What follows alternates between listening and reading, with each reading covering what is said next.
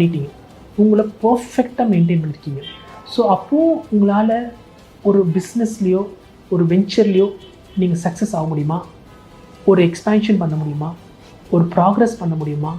ஒரு டெவலப்மெண்ட் பண்ண முடியுமா? யோசிச்சு பாருங்கள். நீங்கள் அடுத்தது என்ன பண்ணுவீங்க? யோசிச்சு பாருங்கள். இதுக்கு என்ன அல்டிமேட்டாக தேவை? இதுக்கு ரொம்ப முக்கியம் உங்களுடைய டீம்.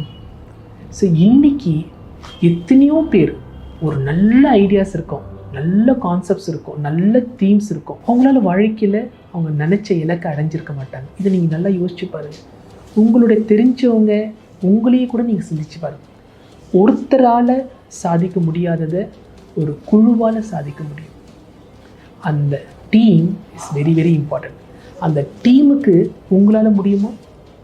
எத்தனையோ பேர் ஒரு டீம்னால் முன்னாடியும் போயிருக்காங்க. எத்தனையோ பேர்